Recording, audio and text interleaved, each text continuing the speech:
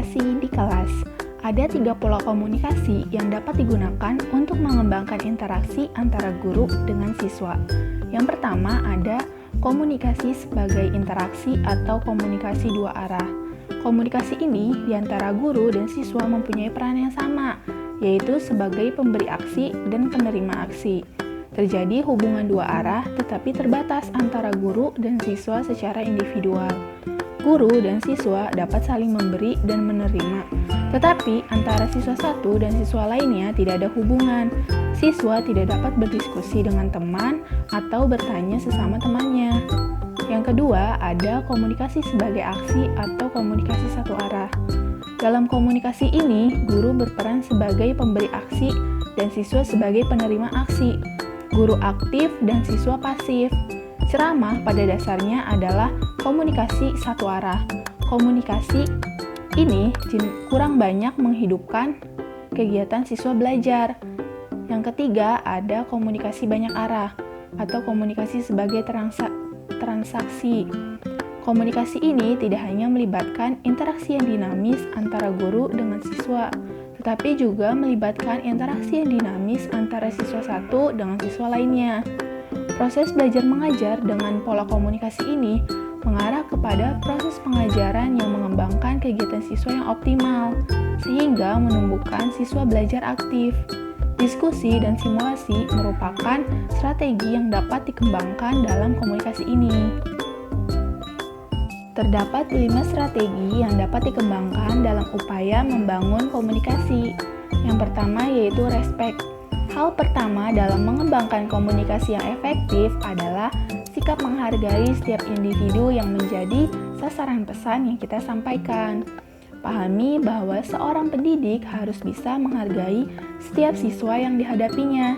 Jika kita membangun komunikasi dengan rasa dan sikap saling menghargai dan menghormati, maka kita dapat membangun kerjasama yang menghasilkan sinergi yang akan meningkatkan efektivitas kinerja kita baik secara individu maupun secara keseluruhan sebagai tim. Yang kedua yaitu empati. Empati adalah kemampuan kita untuk menempatkan diri kita pada situasi atau kondisi yang dihadapi oleh orang lain. Salah satu prasyarat utama dalam memiliki sikap empati adalah kemampuan kita untuk mendengarkan atau mengerti terlebih dahulu sebelum didengarkan atau dimengerti oleh orang lain. Dengan memahami dan mendengarkan orang terlebih dahulu, kita dapat membangun keterbukaan dan kepercayaan yang kita perlukan dalam membangun kerjasama atau sinergi dengan orang lain. Rasa empati akan memampukan kita untuk dapat menyampaikan pesan dengan cara dan sikap yang akan memudahkan penerima pesan menerimanya. Yang ketiga yaitu rendah hati. Sikap ini merupakan unsur yang terkait untuk membangun rasa menghargai orang lain. Biasanya didasari oleh sikap rendah hati yang kita miliki. Yang keempat yaitu audible.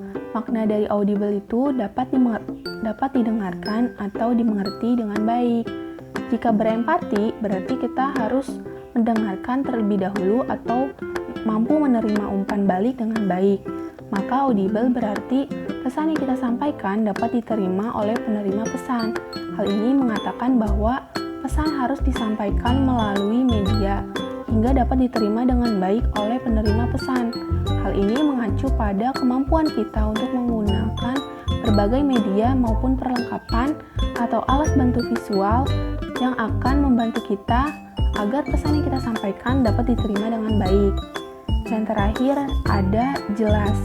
Selain bahwa pesan harus dapat dimengerti dengan baik, maka selanjutnya adalah kejelasan dari pesan itu tersendiri, sehingga tidak menimbulkan multi-interpretasi atau berbagai penafsiran yang lainnya. Dapat juga diartikan sebagai keterbukaan dan transparansi. Dalam berkomunikasi, kita perlu mengembangkan sikap terbuka, sehingga dapat menimbulkan rasa percaya dari penerima pesan. Karena tanpa keterbukaan akan timbul sikap saling curiga dan pada gilirannya akan menurunkan semangat dan antusiasme siswa dalam proses belajar mengajar. Selanjutnya, desain komunikasi dalam pembelajaran, yaitu pembelajaran sebagai proses komunikasi dilakukan secara sengaja dan terencana. karena memiliki tujuan yang telah ditetapkan terlebih dahulu. Agar pesan pembelajaran yang ingin ditransformasikan dapat tersampaikan dengan baik, maka guru disarankan perlu mendesain pesan pembelajaran dengan memperhatikan prinsip-prinsip komunikasi dalam pembelajaran. Selanjutnya, prinsip-prinsip komunikasi dalam pembelajaran. Yang pertama, kesiapan dan motivasi. Kesiapan di sini mencakup kesiapan mental dan fisik. Untuk mengetahui kesiapan siswa dalam menerima belajar dapat dilakukan dengan tes diagnostik. Motivasi terdiri dari motivasi internal dan eksternal yang dapat ditumbuhkan dengan pemberian penghargaan, hukuman, serta deskripsi mengenai keuntungan dan kerugian dari pembelajaran yang akan dilakukan. Yang kedua, alat penarik perhatian. Pada dasarnya, perhatian atau konsentrasi manusia adalah sering berubah-ubah dan berpindah-pindah, tidak fokus. Sehingga dalam mendesain pesan belajar, guru harus pandai-pandai membuat daya tarik untuk mengendalikan perhatian siswa pada saat belajar. Pengendali perhatian yang dimaksud dapat berupa warna, efek, musik, pergerakan atau perubahan, humor, kejutan, ilustrasi verbal dan visual, serta sesuatu yang aneh. Selanjutnya yang ketiga, partisipasi aktif siswa. Guru harus berusaha membuat siswa aktif dalam proses pembelajaran. Untuk menumbuhkan keaktifan siswa harus dimunculkan rangsangan-rangsangan, dapat berupa tanya jawab, praktik dan latihan, membuat ringkasan, kritik dan komentar, serta pemberian tugas. Yang keempat, pengulangan. Agar siswa dapat menerima dan memahami materi dengan baik, maka penyampaian materi sebaiknya dilakukan berulang kali. Pengulangan dapat berupa pengulangan dengan metode dan media yang sama, pengulangan dengan metode dan media yang berbeda, atau penggunaan isyarat. Selanjutnya, aspek-aspek komunikasi yang efektif. Sedikitnya ada 5 aspek yang harus dipahami dalam membangun komunikasi yang efektif. Yang pertama ada kejelasan. Bahasa maupun informasi yang diberikan harus jelas. Dalam kehidupan sehari-hari, seringkali kita mendengar ucapan-ucapan seperti masalahnya ininya belum dianu.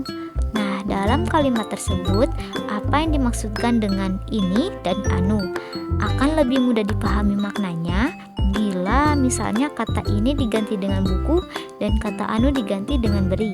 Jadi kalimatnya akan berbunyi masalahnya bukunya belum diberikan.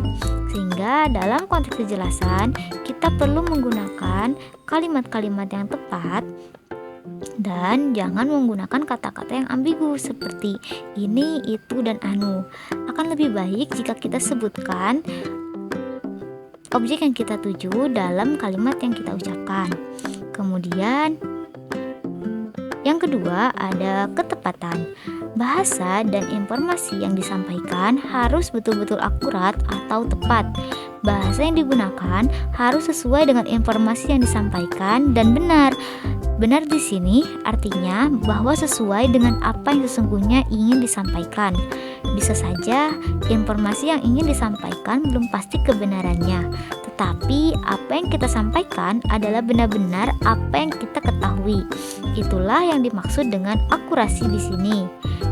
Kemudian yang ketiga ada konteks. Bahasa dan informasi yang disampaikan harus sesuai dengan keadaan dan lingkungan di mana komunikasi itu terjadi. Bisa saja kita menggunakan bahasa dan akurasi yang tepat, tetapi karena konteksnya tidak tepat, reaksi yang kita dapatkan tidak sesuai dengan yang diharapkan. Contohnya, sepulang dari kantor, seorang suami berkata pada istrinya, "Dindaku, tolong Kanda diberikan segelas air nan jernih, Kanda haus sekali." Dari segi kejelasan dan keakuratan bahasa dan informasi tidak ada masalah, tetapi konteksnya tidak tepat, sehingga reaksi sang istri mungkin tidak segera mengambilkan air, melainkan bertanya tentang keadaan suaminya. Yang keempat ada alur. Keruntutan alur bahasa dan informasi akan sangat berarti dalam menjalin komunikasi yang efektif. Sewaktu kita meminjam uang, misalnya kita cenderung mengemukakan kesulitan-kesulitan kita terlebih dahulu sebelum kita menyampaikan maksud kita untuk meminjam uang. Mungkin begitu juga pada saat kita pertama kali menyampaikan perasaan jatuh cinta pada seseorang. Yang kelima, ada budaya. Aspek ini tidak hanya menyangkut bahasa dan informasi, tetapi juga tata krama dan etika. Bersalaman dengan satu tangan bagi orang Sunda mungkin terkesan kurang sopan, tetapi bagi etnis lainnya mungkin suatu hal yang biasa ya. Yang terakhir yaitu cara mengembangkan komunikasi di kelas. Solusi untuk meminimalisir kegagalan proses belajar mengajar adalah dengan menguasai bagaimana cara berkomunikasi yang benar di dalam kelas. Maka perlu pengetahuan tentang mengembangkan komunikasi dalam kelas supaya tujuan pembelajaran tercapai. Di sini ada beberapa pola komunikasi yang perlu diketahui dan diterapkan sekaligus dikembangkan. Yang pertama, buat kesepakatan bersama tentang aturan sejak awal kegiatan belajar mengajar. Di awal masa pembelajaran, sebaiknya guru membuat kesepakatan bersama dengan siswa mengenai aturan yang akan berlaku di kelas. Melalui cara ini, guru dapat membuat siswa merasa diikutsertakan menentukan jalannya ketertiban kelas.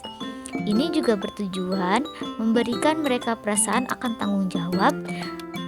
Peraturan yang guru dan siswa buat dapat berupa komitmen mengenai jam masuk, jadwal piket kelas, jadwal pelajaran, dan sanksi jika tidak melaksanakannya dengan disiplin. Kedua, memberikan stimulus belajar kepada siswa. Komunikasi guru dapat memberikan stimulus kepada siswa untuk belajar hal baru. Dengan komunikasi yang baik, siswa akan terpancing mencari hal baru yang bisa mereka pelajari. Tentu saja ini berkaitan dengan bagaimana cara guru mampu memberikan stimulus-stimulus kepada siswa sehingga para siswa lebih tertarik belajar. Yang ketiga, memancing rasa penasaran siswa. Rasa penasaran ini adalah yang terpenting supaya motivasi mereka meningkat. Komunikasi guru yang baik akan memancing rasa penasaran siswa untuk belajar lebih banyak tentang materi yang akan mereka pelajari. Tentunya ini berdampak positif dan dapat dilakukan guru kepada siswa. Yang keempat, menjalin proses pembelajaran yang efektif. Proses pembelajaran yang kondusif tentu saja dapat membuat tujuan pembelajaran tercapai lebih efektif. Siswa juga akan mudah memahami setiap materi yang diberikan guru. Ketika seorang guru belum menerapkan komunikasi yang baik, hal ini sulit untuk terjadi. Yang kelima, memudahkan siswa agar lebih cepat paham. Bahasa yang mudah dipahami dan menarik akan membuat siswa lebih tertarik belajar. Inilah mengapa komunikasi guru sangat berpengaruh terhadap motivasi siswa. Bila guru masih menggunakan bahasa-bahasa yang ribet dan kaku, siswa akan menjadi kurang bersemangat. Yang keenam, ciptakan suasana yang aktif untuk berdiskusi. Situasi yang kondusif menimbulkan diskusi antara guru dan siswa menjadi aktif. Buat persepsi bahwa guru adalah teman diskusi, bukan seorang guru yang posisinya ada di atas siswa. Dengan demikian, siswa akan terpancing bertanya apa yang guru jelaskan, sehingga guru tidak hanya berperan menjadi pemberi materi, tapi bisa juga sekaligus memunculkan interaksi dua arah. Yang ketujuh, hubungkan pelajaran dengan isu terkini. Untuk menarik minat siswa, usahakan membahas sebuah topik sambil menghubungkannya dengan isu terbaru yang dirasa pasti diketahui siswa.